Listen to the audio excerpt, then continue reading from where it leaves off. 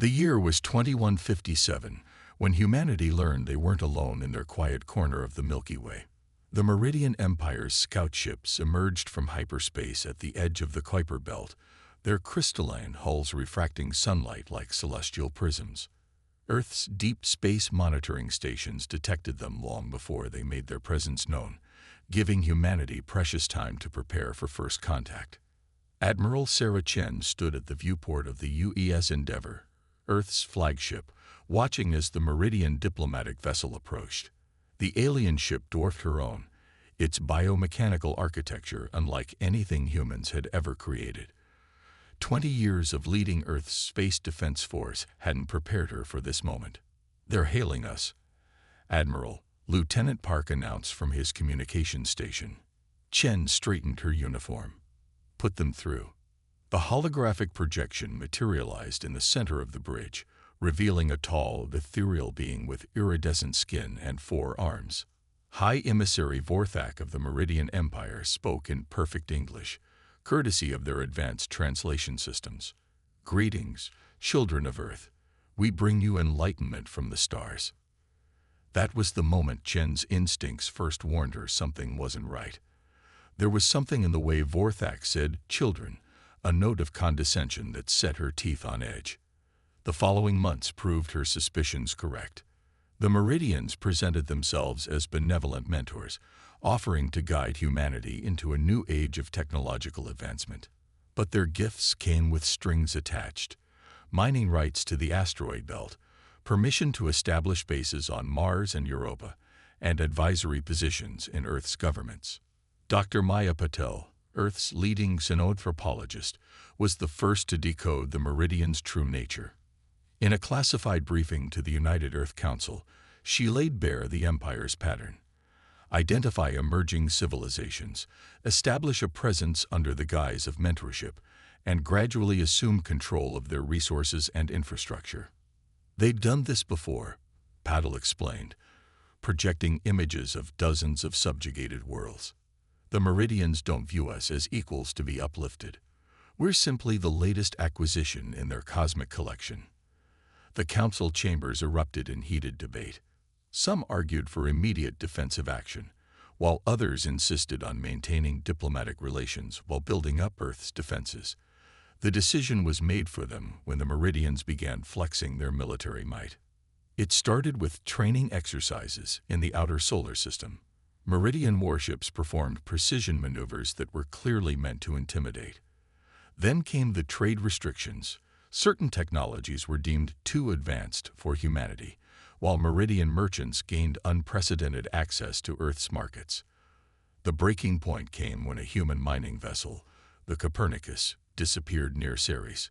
The Meridians claimed it had suffered a catastrophic system failure, but leaked footage told a different story.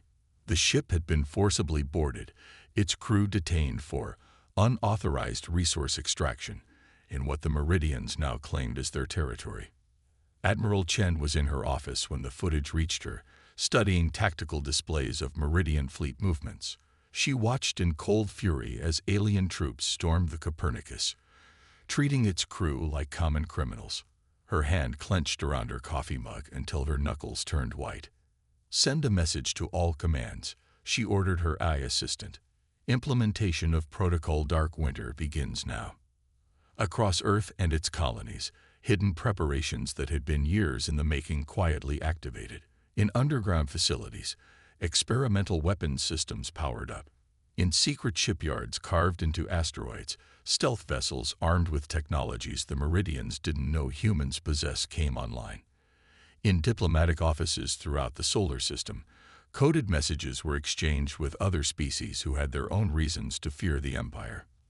The Meridians noticed none of this.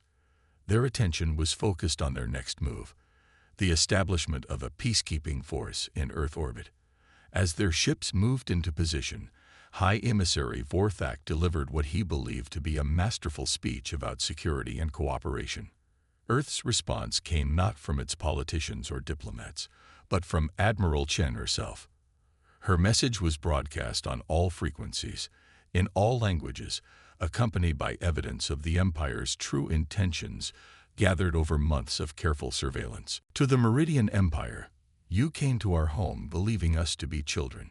You sought to subjugate us through false friendship and veiled threats.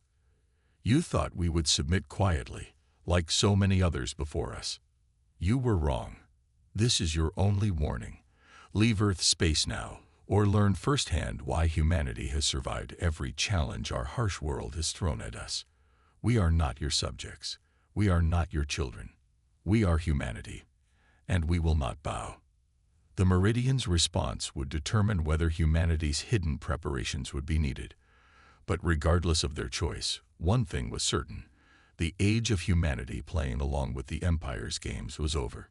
In the depths of Europa's subterranean ocean, far from the Meridian Empire's prying eyes, humanity's most ambitious military project was taking shape.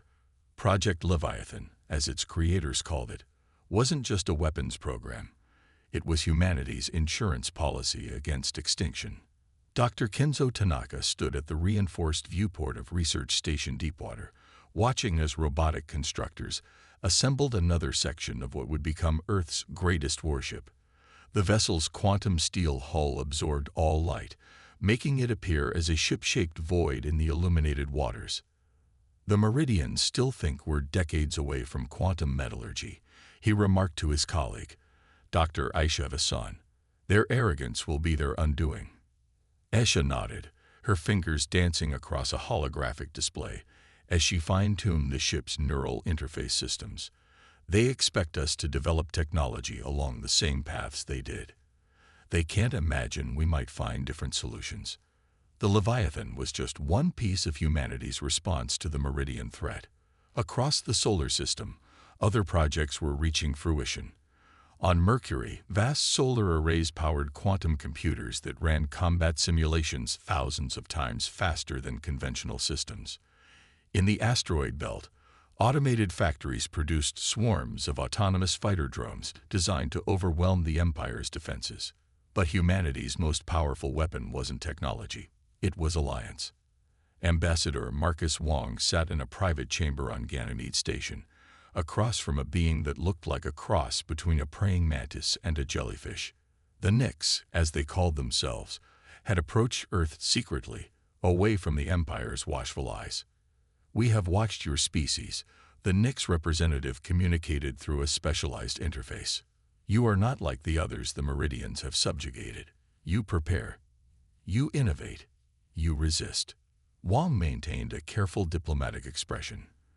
"The Meridians believe they are shepherding younger races towards civilization. We disagree with their methods. They enslaved my people 5 centuries ago. The Nyx's bioluminescent patterns shifted with emotion. We appear to serve them faithfully, but we have not forgotten. There are others like us, waiting for the right moment." This meeting was one of dozens happening throughout known space.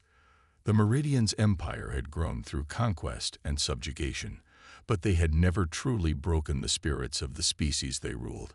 Now, those species were finding common cause with humanity. Back on Earth, Admiral Chen was reviewing the latest intelligence reports in her underground command center. The Meridians were growing frustrated with humanity's increasing independence. Their peacekeeping forces had become more aggressive, conducting inspections of human vessels that amounted to little more than piracy. "They're getting impatient," her intelligence chief, Colonel Rodriguez, observed. "Our resistance doesn't fit their usual pattern of conquest." "Good," Chen replied, studying a tactical display showing Meridian fleet movements. "The more frustrated they become, the more likely they are to make mistakes." The Empire's frustration was evident in their actions. They had begun establishing military bases on Mars, claiming they were training facilities. Their ships conducted provocative maneuvers near Earth's orbital installations. Their diplomats made thinly veiled threats about the consequences of refusing imperial guidance. But they remained blind to humanity's true capabilities. Deep in the Orc cloud, quantum radar arrays tracked every Meridian ship movement. Stealth satellites recorded their communications. AI systems analyzed their tactical patterns, finding weaknesses in their supposedly superior technology. Most importantly, Earth's quantum engineers had made a breakthrough that would change everything. They had cracked the Empire's quantum encryption protocols. Every military order, every diplomatic communique, every secret message was now an open book. "They're planning something big," Dr. Hassan reported during an emergency briefing. "Their fleet movements suggest they're preparing for a major operation." Admiral Chen studied the data. The Meridians were indeed massing their forces, presumably for what they thought would be a swift operation to bring Earth to heel. They still believed they were dealing with a primitive species that had barely mastered spaceflight. "Let them come," she said quietly. "Everything is in position." The Leviathan was complete, its systems tested and crew trained in secret. The drone swarms were deployed, hidden in artificial asteroids throughout the solar system. The quantum defense grid was online, invisible to Imperial sensors. And most importantly, Earth's allies were ready. In the Meridian Empire's Grand Palace, High Emissary Vorthak confidently assured his superiors that the humans would soon learn their place. His report made no mention of missing ships that had ventured too far into the Orc cloud, or of communication relays that occasionally experienced mysterious failures. The Empire's absolute superiority was, after all, beyond question. They had no way of knowing that their carefully planned operation was about to encounter something they had never faced before, a species that had spent every moment since first contact preparing for war, supported by an alliance of their former victims. As the Empire's invasion fleet began to mobilize, Admiral Chen sent a single coded message to Earth's hidden allies. "The storm is coming. Be ready." The greatest secret of all remained safe. Humanity wasn't just preparing to defend itself. They were preparing to break the Meridian Empire's power forever. The question wasn't whether Earth would survive, but whether the Empire would survive what was coming. The Meridian invasion fleet emerged from hyperspace at the edge of the solar system, their crystalline ships glowing with barely contained energy. 5,000 vessels strong, it was the largest military force the Empire had assembled in centuries. High Commander Zextal stood on the bridge of his flagship, the Imperial Will, watching tactical displays with smug satisfaction. "Launch the first wave," he ordered. "Let's show these primitives what real power looks like." The initial assault was textbook Meridian military doctrine, overwhelming force applied to key strategic points. Their target was humanity's outer colony network, particularly the major settlements on Mars and the mining operations in the asteroid belt. By seizing these, they would strangle Earth's economy and force a swift surrender. But the first sign that something was wrong came when their advanced scouts went dark. "No distress signals," reported Zextal's second-in-command. "They're just vanishing." The commander dismissed these concerns. What could primitive humans possibly do against Imperial technology? He ordered the main fleet to proceed as planned. Deep in her command bunker on Luna, Admiral Chen watched the Meridian fleet's approach on quantum radar. Every ship's position was marked, every movement tracked.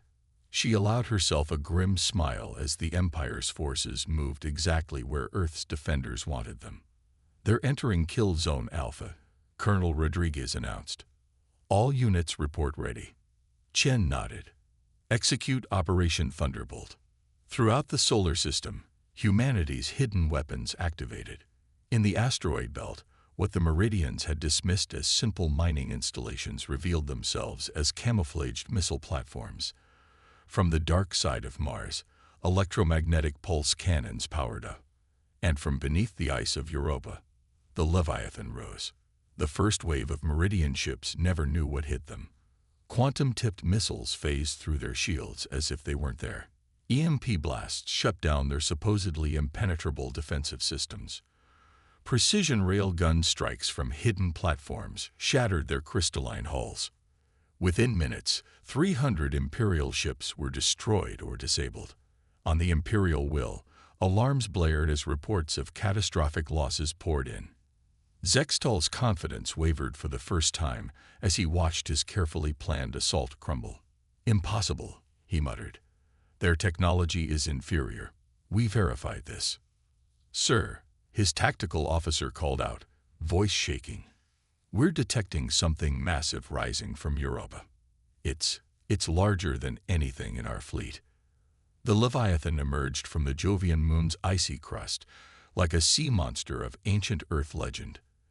Its quantum steel hull absorbed all light, making it appear as a ship-shaped hole in space. As it accelerated toward the Meridian fleet, smaller craft launched from its hangars. The first wave of humanity's drone swarms. But the Empire's worst nightmare was yet to come. Throughout their fleet, ships suddenly lost power as hidden computer viruses, planted months ago by Earth's allies among their crew, activated. Communication systems broadcast tactical data on open channels. Shield generators entered diagnostic modes at critical moments. And then the supposedly loyal servant races revealed their true colors. Nyx technicians aboard Imperial vessels sabotaged engines. Maintenance crews from a dozen subjugated species accidentally caused weapon systems to fail. And in the midst of this chaos, additional fleets emerged from hyperspace. Ships crewed by races the Empire had conquered centuries ago, now armed with human technology. This was a trap, Zextal realized too late. They were ready for us. They'd been ready for us all along. Admiral Chen's voice broadcasted across all frequencies, reaching every ship in the Meridian fleet. You were warned. You chose not to listen.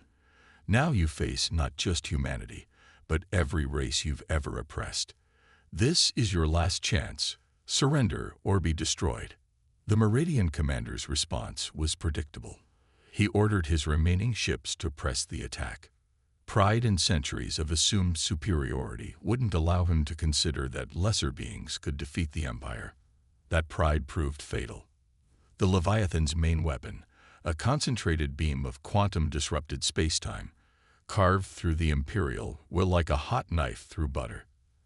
As their flagship died, the Meridian fleet fell into disarray. What followed wasn't just a battle, it was a rout. Human stealth ships appeared from nowhere, their advanced weapons tearing through Imperial defenses. Drone swarms overwhelmed point defense systems. The rebel alien fleets struck from multiple directions, using centuries of accumulated knowledge about Imperial tactics against their former masters. By the time the last Meridian ship flew back into hyperspace, the Empire had lost over half its invasion fleet. More importantly, they had lost their aura of invincibility. The news would spread quickly through their subject worlds. The unbeatable Meridian Empire had been decisively defeated by a species they had dismissed as primitives. In the aftermath, as rescue ships collected survivors and salvage crews began recovering advanced Imperial technology, Admiral Chen received a message from the Nyx representative. "This changes everything." The alien's bioluminescence pulsed with excitement. "For centuries, we believed the Empire could not be defeated. You have shown us otherwise." Chen's response was characteristically understated. "This was just the beginning. They'll be back, and next time they'll be desperate. That's when they'll be most dangerous." She was right. The Empire had suffered its first major defeat in centuries, but a wounded predator is often the most vicious. The real war was just beginning, and humanity would need every ally and every advantage they had acquired. But one thing was certain. The age of Meridian dominance was over. A new power had emerged in the galaxy, one that fought not for conquest, but for freedom. And that power had a message for any empire that would try to subjugate others. Don't mess with Earth. The Meridian High Council chamber was in chaos. For the first time in living memory, the Empire's leadership felt fear. Reports from the failed Earth invasion had shaken their confidence to its core. But worse was yet to come. Multiple hyperspace signatures detected. The warning echoed through Imperial command centers across 3 sectors. The humans weren't waiting for the Empire to recover. They were bringing the fight to Meridian space. Admiral Chen stood on the bridge of the Leviathan, watching as her fleet dropped out of hyperspace near one of the Empire's major shipyard worlds. The massive quantum steel vessel had been joined by dozens of others, built in secret during the months of preparation. Each carried technology that had been carefully hidden until now. "All ships, commence Operation Avalanche," she ordered. "Remember, we're not here for conquest. We're here for liberation." The human fleet moved with surgical precision, their targets already mapped out by intelligence from their alien allies. Quantum disruption beams carved through orbital defense platforms. Stealth fighters slipped through gaps in Imperial radar coverage, delivering electromagnetic pulses that disabled ship after ship in their berths. But the true revolution wasn't happening in space. Throughout the shipyard complex, the Empire's supposedly loyal servant races were rising up. Nix engineers disabled security systems. Maintenance crews from a dozen species sabotaged crucial equipment.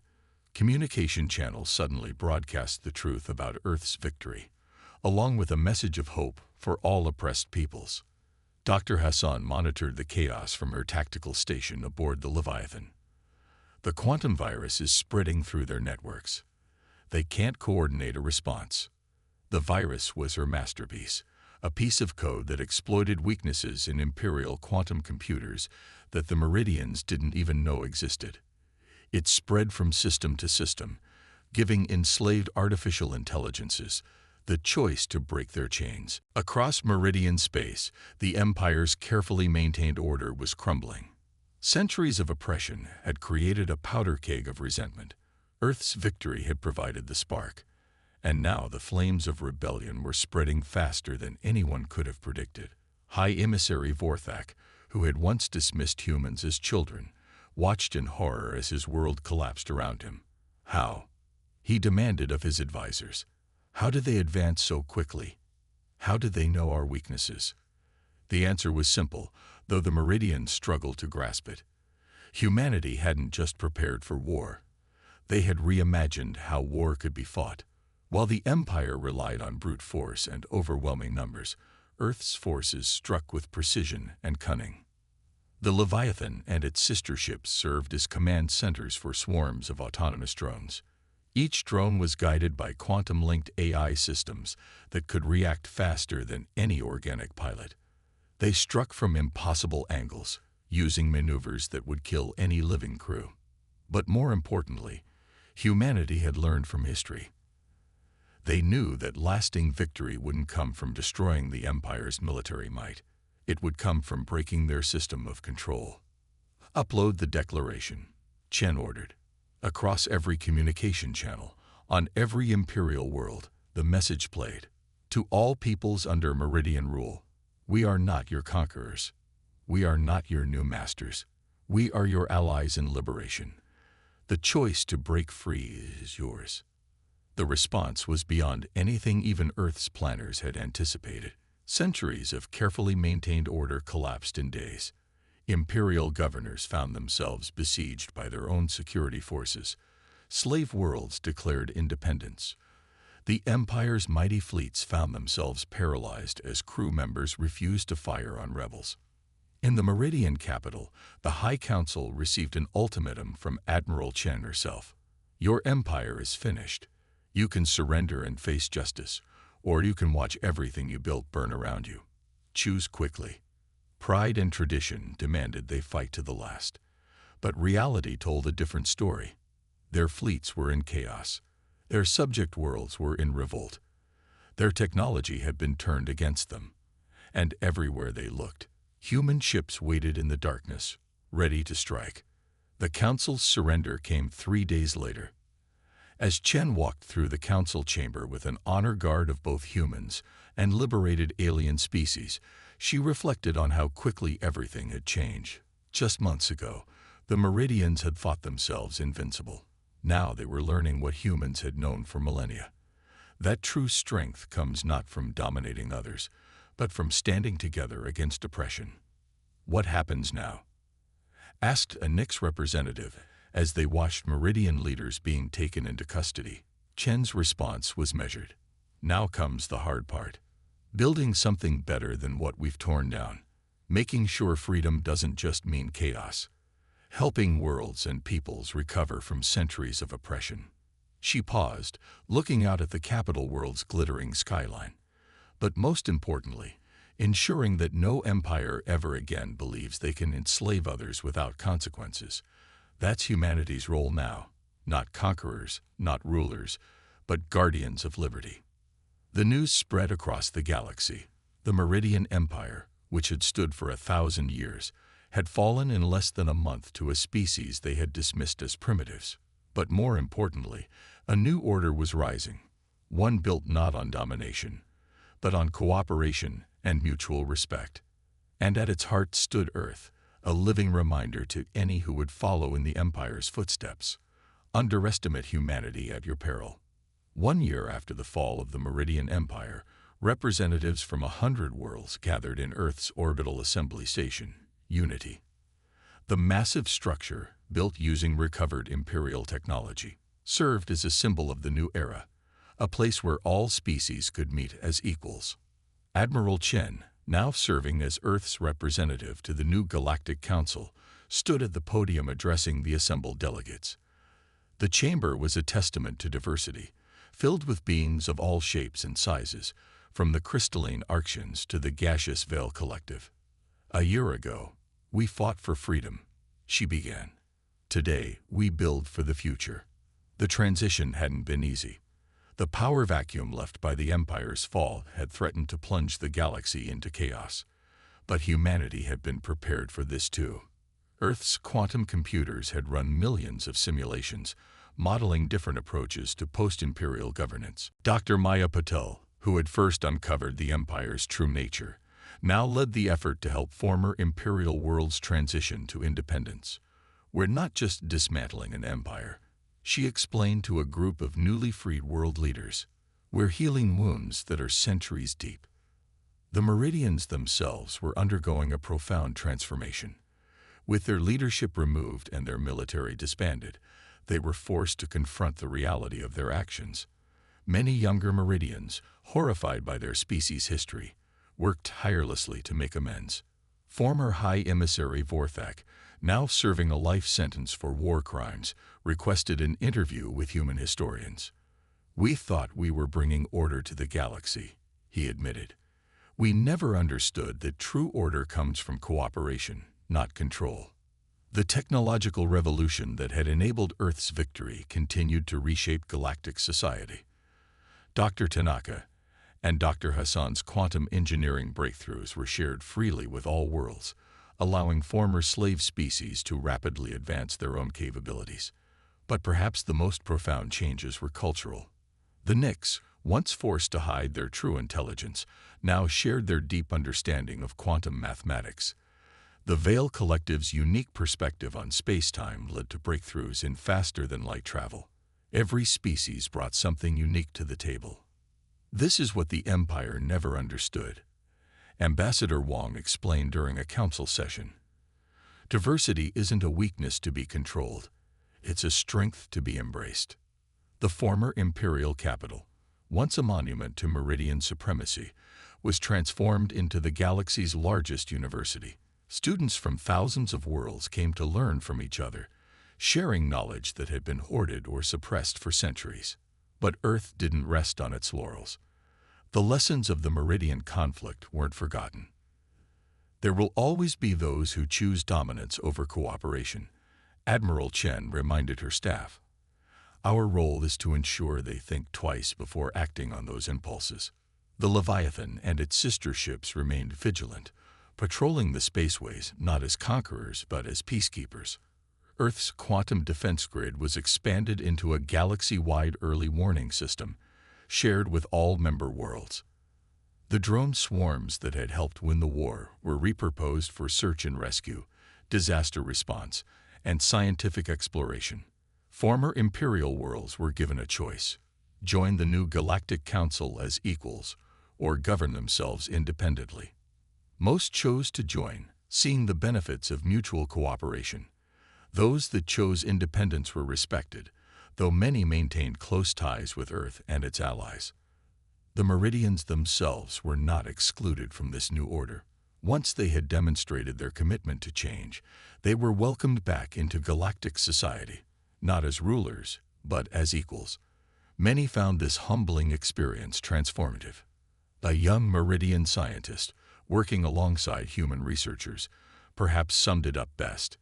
We thought we were teaching the galaxy about civilization.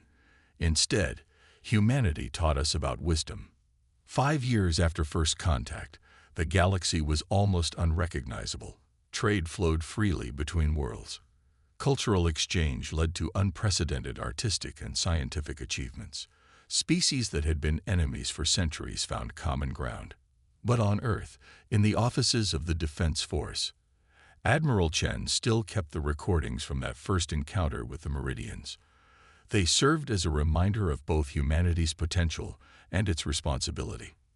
"We proved that humanity wouldn't bow to tyranny," she told a class of new recruits. "But our greater victory was proving we wouldn't become tyrants ourselves. That's the real challenge of power, not winning it, but using it wisely." The message had been sent, and it echoed across the stars. Earth and its allies stood ready to defend freedom wherever it was threatened. But they also stood ready to extend a hand in friendship to any who chose cooperation over conflict. As ships from 100 worlds docked at Unity Station, their crews mingling freely in its corridors, that message was reinforced daily. The age of empires was over. The age of cooperation had begun, and at its heart stood Earth, no longer just a pale blue dot in an uncaring cosmos, but a beacon of hope for all who dreamed of a galaxy where strength meant more than just the power to dominate. The stars themselves seemed brighter now, illuminating not an empire of fear, but a fellowship of equals. Humanity had not just survived its trial by fire, it had helped forge a new destiny for all intelligent life. And somewhere in the vast expanse of space, any other empires that might be watching had learned a crucial lesson. Don't mess with Earth. We won't just defeat you. We'll show you a better way.